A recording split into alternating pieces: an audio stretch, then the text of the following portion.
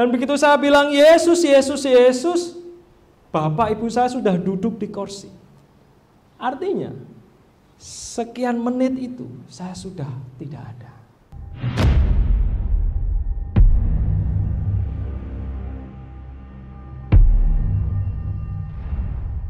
Sekali lagi, Shalom. Selamat pagi. Ya, sugeng enjing sedaya Bapak Ibu ingkang dipun tresnani dening Gusti.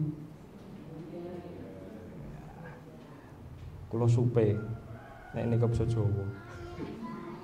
Awet ing Immanuel menika minggu pertama 3, 4, 5 menika bahasa Indonesia Bapak Ibu.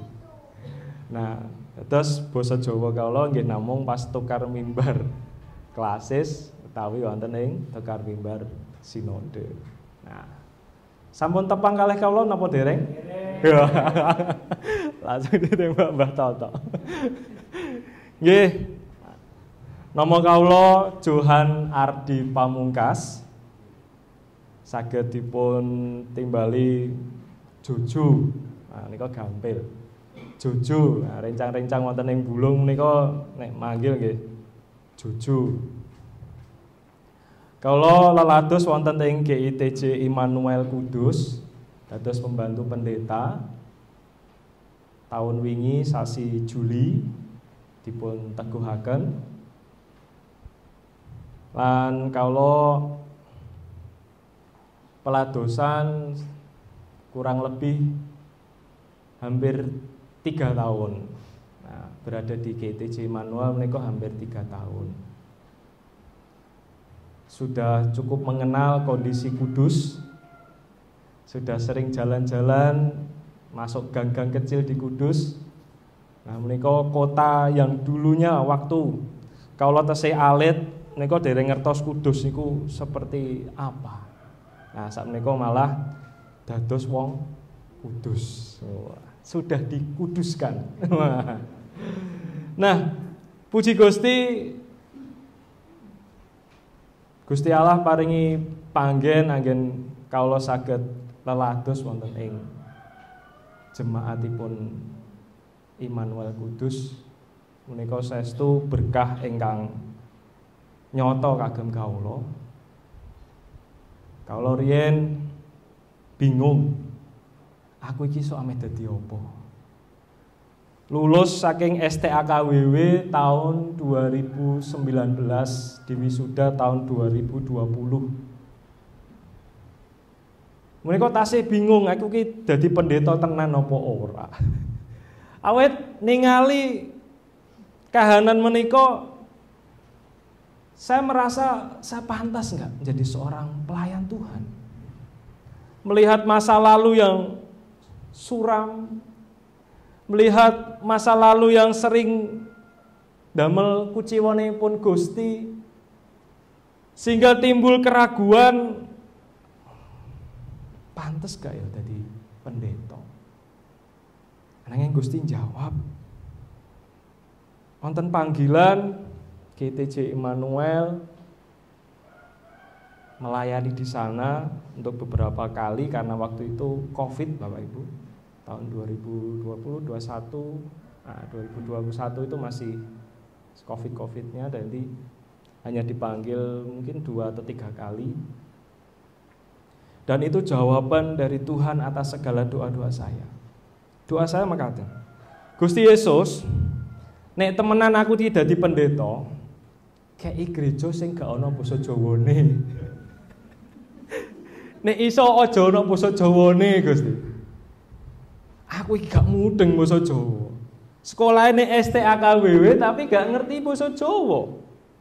Hal menika menjadi beban pribadi bagi saya. Dan jawaban Tuhan kok tepat. Di GITJ Immanuel bahasa Indonesia. Wah, ini doa saya. Jadi tidak ada alasan lagi untuk saya menolak panggilan Tuhan. Iki toh saya mbok karepke. Gusti Yesus kan ngoten. Ini yang kamu mau kan. Dan saya juga bersyukur diberi istri yang sama-sama melayani.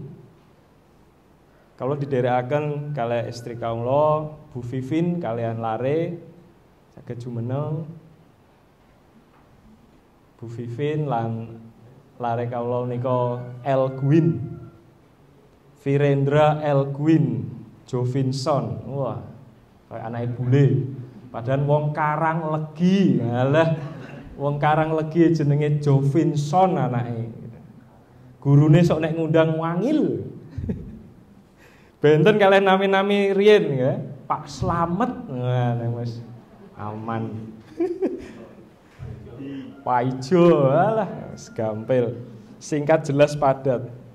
Menika berkahipun Gusti dipun paringi semah istri lan lare lan saged sami-sami lelados wonten ing pasamunipun Gusti ing GTJ Immanuel.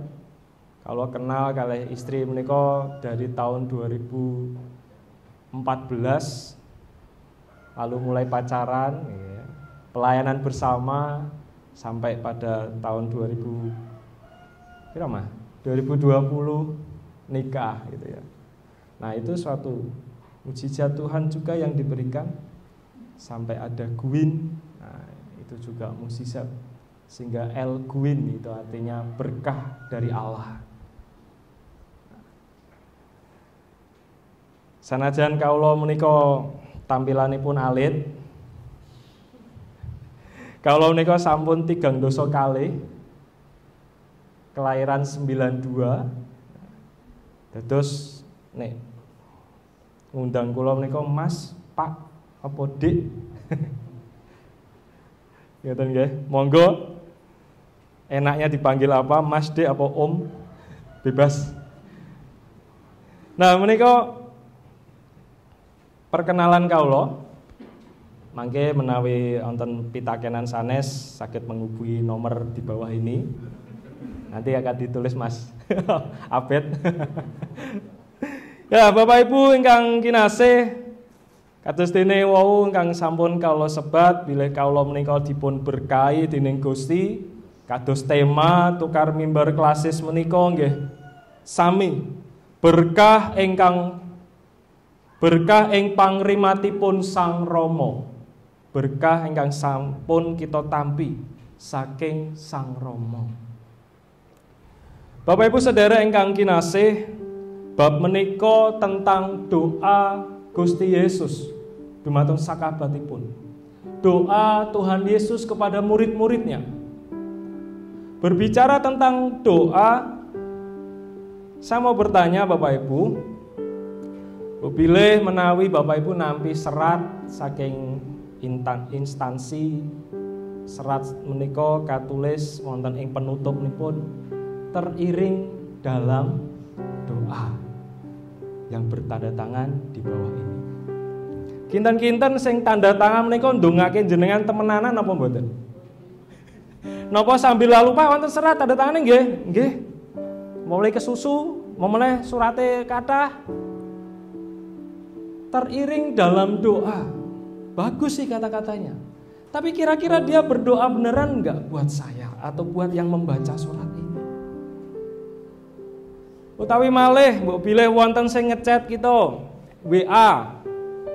Mas tolong nggih dongake. Anakku arep ujian, bendang lulus wisudane. Terus dijawab, "Nggih, tak dongake, Bu, Pak." Kinten kan dipun dongake temenan apa mboten? Sing nampi chat-chat mangkatan niku lho. Didongake temenanan apa asal? Ya tak dongake. Atau kita ada waktu khusus untuk kita mau datang sama Tuhan karena ada seseorang yang membutuhkan doa kita sehingga kita duduk diam dan berdoa. Ndedonga kagem tiyang wau. Mbok menawi dereng yuk sesarengan. Ampun namung diwaos rasan. Awit menika saestu mbetahaken pandonga kita. Mbok bilih wonten sing sakit betahaken donga nggih didongake. Mboten sambil masak, mugi anake bojo mini ku mau ndang lulus karo masak. Mboten. Ayo wonten wekdal khusus anggen kita ndedonga. Lan sanes-sanesipun. Lan menika dados tulodo saking Gusti Yesus menika kawula pitados bilih Gusti Yesus menika ndedongane nggih mboten asal-asalan kagem sakabat menika. Berdoanya dengan sungguh-sungguh berharap kepada Bapa Sang Rama menika. Setelah ditinggalkan nanti, setelah Tuhan Yesus naik ke surga, murid-murid juga bingung waktu itu. Kok aku ditinggal? Hal-hal semacam itulah yang menjadi beban bagi murid-muridnya juga. Lan wonten ing mriki Gusti Yesus ndedonga kagem sakabatipun supados murid-murid menika dipun rimati, dipun jagi, dipun kanthi. Ndedonga ampun kecalan maknanipun Bapak Ibu. Kalau kita berdoa harus dengan sungguh-sungguh memohon kepada Tuhan, memohon pemeliharaan Tuhan. Providentia Dei, kita harus berharap kepada Tuhan karena pemeliharaan Allah itu nyata atas kita. Artosipun Gusti Yesus nyuwun kalian Sang Rama supados para sakabat dipun kanthi, dipun rimati. Boten namung sakabat, ananging ugi tiyang sanes. Kados dene wonten ing ayat 2 menika. Tiang-tiang ingkang pitados menika kula lan panjenengan sedaya ingkang dipun kanthi dening Gusti. Panjenengan pitados bilih Gusti Allah nganti panjenengan. Amin. Berkah menapa ingkang kita tampi saking pangrimatipun Allah. Awet pandonganipun Gusti Yesus ingkang angka satunggal, berkah patunggilan, berkah persekutuan. Gusti Yesus ndedonga supados tiyang pitados saged dados satunggal kados dene patunggilanipun Gusti Yesus kalian Sang Rama. Dados setunggal menika saking basa Yunani eis, yang artinya proses menuju menjadi satu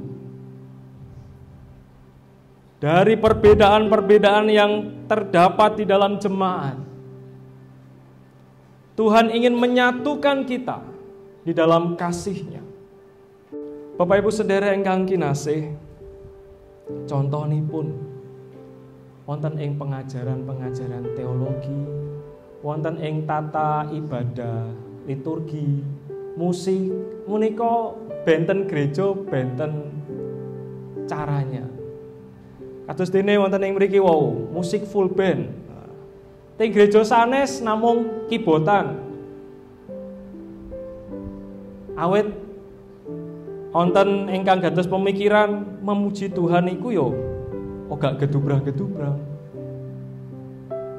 Wonten ing gereja sanes tepuk tangan menika angsal. Tapi wonten sing mboten angsal. Wonten ing gereja sanes menika memberikan persembahan pisungsung menika wonten sing majeng mriki, wonten sing ditaruh di depan pintu, ada yang diedarkan. Berbeda-beda. Liturgi bahasanya pun juga berbeda-beda. Tapi Tuhan rindu dari perbedaan itu. Tuhan ingin menyatukan kita di dalam kasih Tuhan. Karena yang kita sembah, yang kita puji, itu hanya satu Tuhan. Tuhan Yesus Kristus.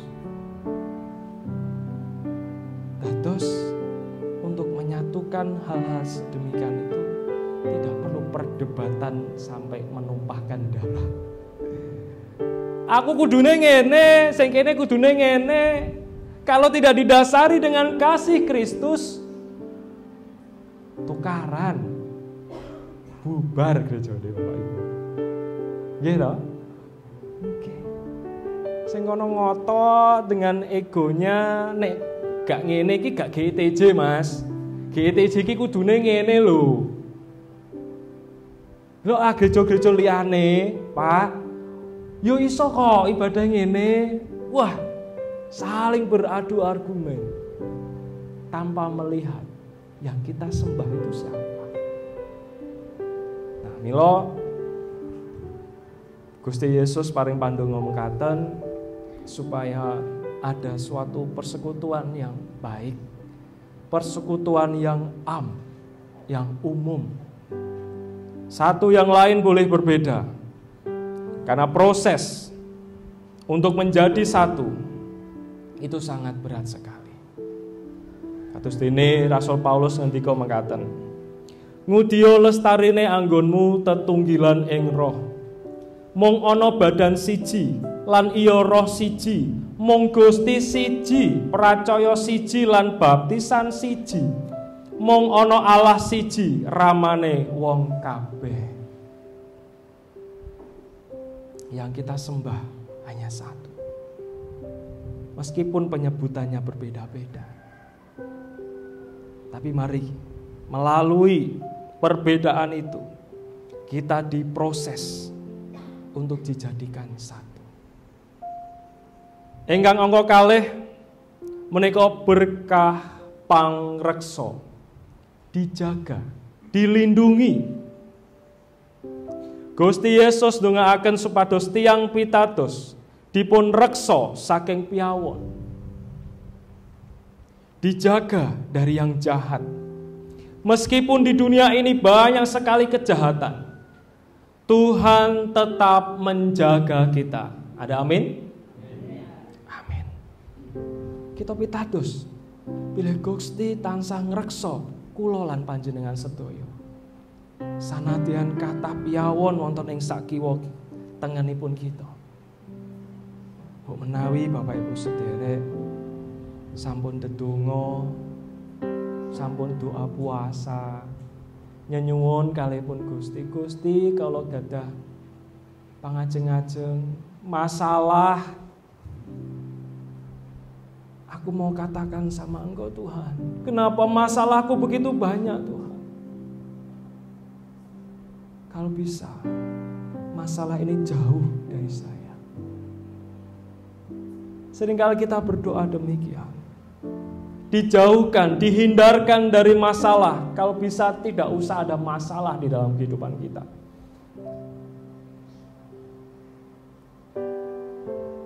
Mbok menawi Bapak Ibu nitih kendaraan entah kemana gitu, tiba-tiba turun hujan deras dan lupa membawa mantol dan harus ngiyup berteduh di suatu tempat, entah itu teras, warung, atau toko. Kita berteduh di sana sehingga terlindung dari hujan. Sampai nanti hujan itu berhenti. Yang menjadi pertanyaannya, selama kita berlindung, hujan itu masih ada, petir itu masih ada, angin itu juga masih ada. Tapi karena perlindungan dari rumah atau gubuk ataupun warung itu dapat menjaga kita. Sama halnya dengan perlindungan dari Tuhan. Masalah tetap ada, badai kehidupan tetap ada. Tapi kalau kita percaya bahwasanya Gusti Allah tansah ngreksa kita nggak perlu takut itu. Kita nggak perlu khawatir. Karena kita pitados Gusti ngreksa. Tuhan melindungi kita, Tuhan menjaga kita. Meskipun di depan kita banyak sekali pergumulan masalah, banyak sekali kejahatan, kemunafikan yang kita hadapi. Tapi kalau di ayat ini berkata Tuhan akan menjaga kita, dan kita imani itu.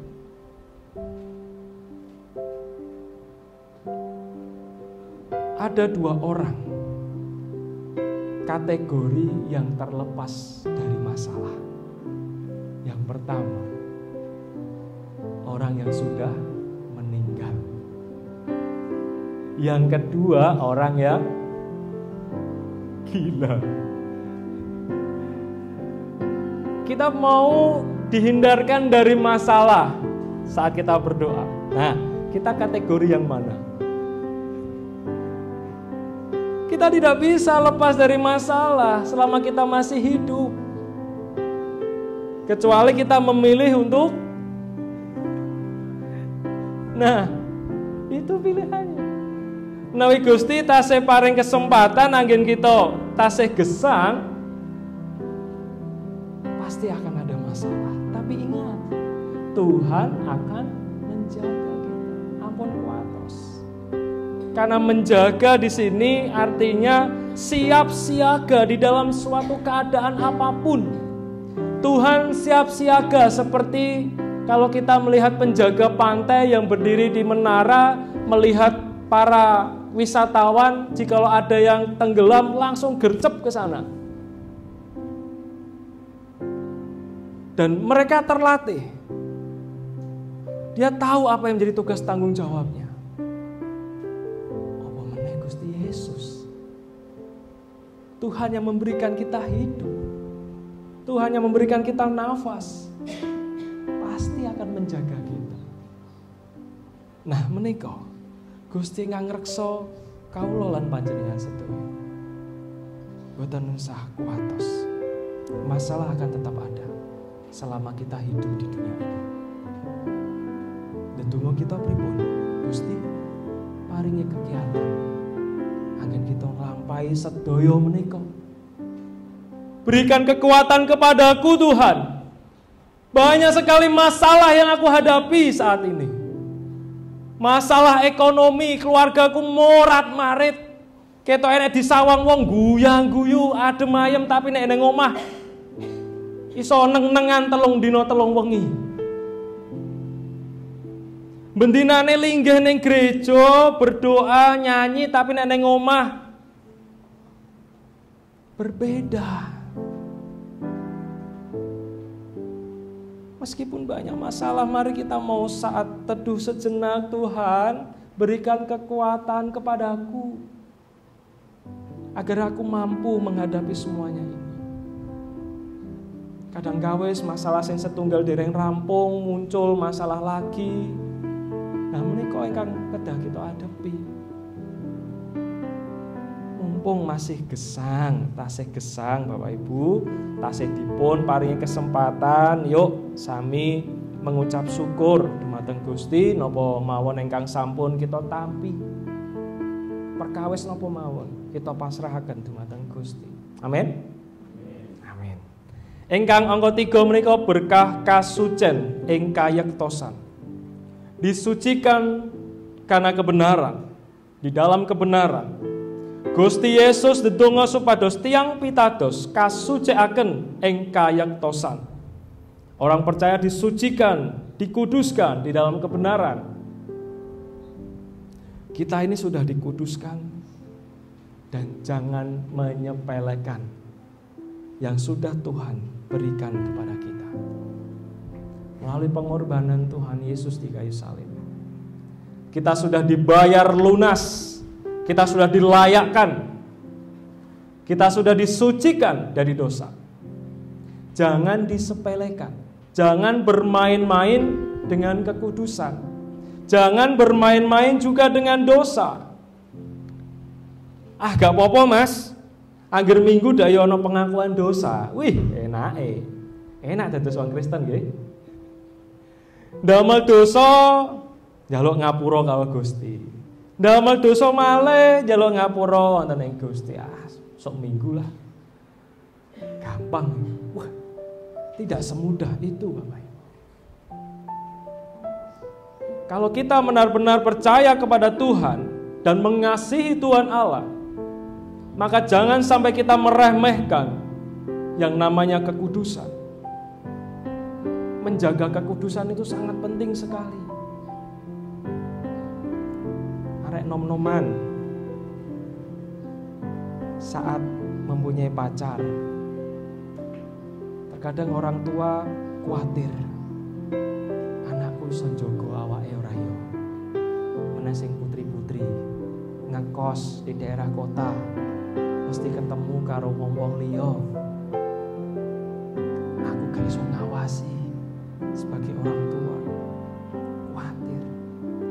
Nah, pertanyaannya, anak-anak kita nom-noman nika nggak ngoten yang mriki, bisa nggak menjaga kekudusan di sana? Kalaupun pacaran juga pacaran yang sehat, bisa nggak gitu ya? Saat menghadapi masa mau menikah, bisa nggak menjaga kekudusan selama masa itu, sehingga nanti bisa bersama-sama ada ibadah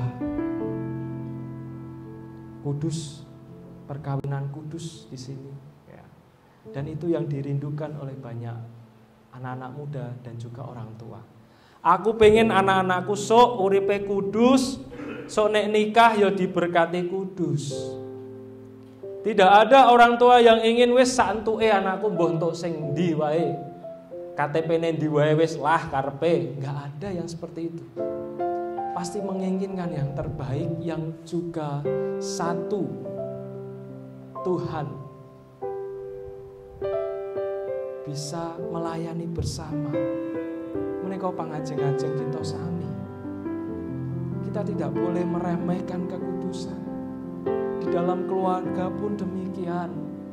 Suami istri harus tetap setia menjaga kekudusan. Saat di tempat kerja harus menjaga mata kita. Melihat, dan saya mengenai bapak-bapak melihat cewek-cewek yang cantik. Ibu-ibu melihat bapak-bapak sing gagah ganteng tumpakane mobil. Dunia menawarkan hal itu. Tapi kalau kita sudah merasa aku sudah disucikan oleh Tuhan dengan darahnya yang mahal, tentu akan dapat menjaga tingkah laku kita, menjaga mata kita, pikiran kita dari hal-hal yang bersifat jahat itu. Kita harus menjaga. Kita harus ingat, aku ning omah duwe bojo. Aku ning omah duwe anak wedok, duwe anak lanang.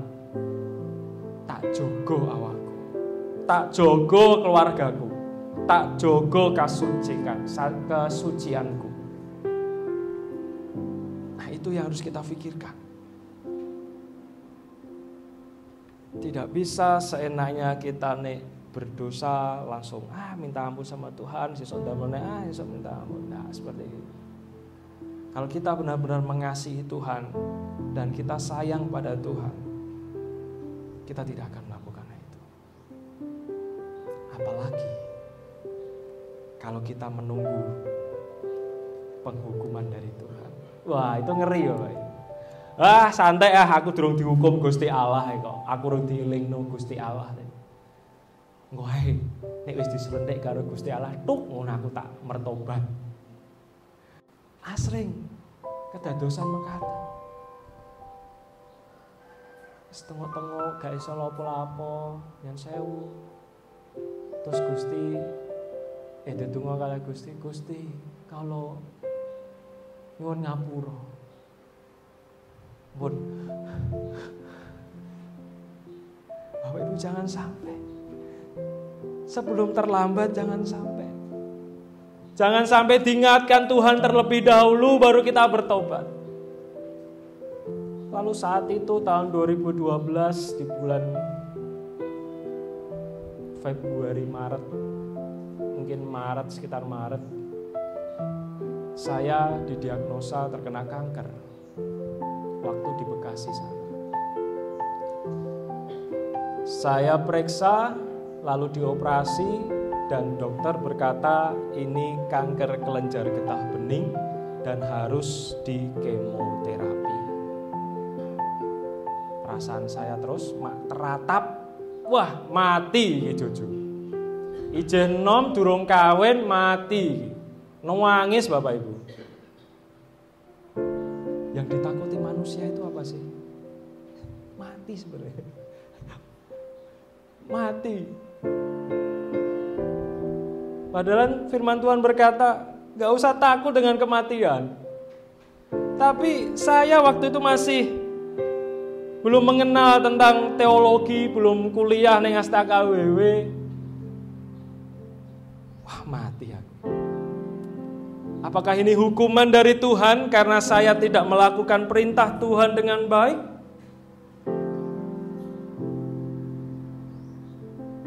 Apakah dengan cara ini aku harus bertobat ya Tuhan? Yo nek urip. Nek mati temenan. Ndak gak ada kesempatan untuk bertobat. Itu yang saya rasakan. Dan suatu ketika saat saya mengalami masa kritis selama 17 hari lamanya, saya tidak makan nasi, hanya minum susu 1 gelas, itu harus menghabiskan 10 gelas dalam sehari, karena hanya itu asupannya. Dan 1 gelas saja membutuhkan waktu 30 menit untuk menghabiskannya. Karena mulut saya ini penuh dengan sariawan, hanya cukup untuk 1 sedotan saja, dan untuk menelan itu sini sudah ada radang, paru-paru sudah mulai berdarah-darah, batuk juga sudah berdarah-darah. Kados nek pancingan ngoten niku nek jenengan ngunjuk sesuatu juga sakit, dah seperti itu. Harus pelan-pelan. Suhu badan yang sampai 43, 44 saya rasakan. Harus infus 2 tangan kiri, kanan kiri untuk menurunkan panas dan untuk memasukkan obat itu. Perlu transfusi darah sampai 30 kantong. Juga trombosit waktu itu. Wis hampir kayak mayat hidup di sana. Berat badan sekitar 39 sampai 40. Kering. Mata sudah putih, tinggal hitam dan putih, sudah enggak ada serat-serat merah. Diambil darahnya pun di sini sudah enggak keluar. Dan saya di waktu itu berkata sama Bapak Ibu, Bu, aku ketoke wis gak kuat. Dongake yo, Bu. Ibu saya ndedonga, bapak saya berdoa. Ibu saya datang menghampiri saya dan didoakan, lalu tiba-tiba saya jatuh dari ketinggian dengan terlentang dan kanan kiri saya ada api, Bapak Ibu. Saya percaya kalau saat kita mendoakan tiang ingkang pun nyun sewu, pun pasrah ngoten niku enggak ya doake nek mboten cepet to, mesti suwe to. Dan begitu saya bilang Yesus, Yesus, Yesus, Bapak Ibu saya sudah duduk di kursi. Artinya sekian menit itu saya sudah tidak ada. Dan untuk kedua kalinya begitu saya melihat bapak saya dan ibu saya duduk, untuk kedua kalinya di tempat yang sama saya jatuh. Dan kanan kiri saya masih api. Tuhan Yesus, Yesus, Yesus saya panggil seperti itu. Dan puji Tuhan, Bapak Ibu Saudara masih bisa melihat saya di tempat ini. Itu karena berkat Tuhan, Bapak Ibu. Apakah kita menunggu seperti itu baru kita bertobat? Tidak bisakah kita menjaga kekudusan kita yang sudah diberikan oleh Gusti Yesus dumateng kita? Menjaga kekudusan itu emang gak gampang, sulit sekali. Apalagi kita hidup di dunia ini, godaan banyak sekali. Untuk berbuat dosa itu gampang sekali. Tapi selalu ingat, Tuhan selalu menyertai kita, Tuhan menjaga kita, Tuhan melindungi kita. Jangan sampai kejadian ini menimpa Bapak Ibu semuanya. Cukup Mas Jojo saja yang bisa bersaksi demikian. Dan sesuatu hal mukjizat yang terjadi, hal ini saya temui dan saya baca di dalam Wahyu 20 ayat 15. Bahwa sesungguhnya orang-orang yang tidak ada dalam buku kehidupan akan aku lemparkan ke dalam lautan api. Dan di sana akan ada siksaan sepanjang masa, tidak henti-hentinya. Kalau kita berdosa dan kita tidak ada di dalam buku kehidupan, maka kita akan dibuang di dalam lautan api. Wow, aku dibuang oleh Gusti. Berarti aku tidak ada di dalam buku kehidupan pada waktu itu. Tapi karena kasih karunia Tuhan, saya masih diberi kesempatan untuk memperbaiki hidup saya dan bersaksi kepada orang yang saya jumpai. Dan salah satunya Bapak Ibu semua yang di tempat ini. Nah, Milo, jangan main-main dengan dosa. Harus menjaga kekudusan. Baik dari nem-neman, baik keluarga. Meskipun usia pernikahan kita sudah 30 tahun, 40 tahun, jangan terlena dengan itu. Bisa saja godaan itu datang kalau kita tidak setia dengan kekudusan. Sumangga kita dadosaken pangeling-eling dumateng kita. Gusti Yesus ndedonga dumateng murid-muridipun, ndedonga dumateng kula lan panjenengan. Gusti Yesus ngreksa kita. Gusti Yesus nyucikaken kita. Kita ingat di dalam kehidupan kita sehari-hari dan sedaya pitutur ingkang kasrat wonten ing Alkitab menika dados landesan gesang kita lan cunduk kalihipun katersan Gusti Yesus ingkang dipun serat wonten ing Alkitab. Gusti Yesus ingkang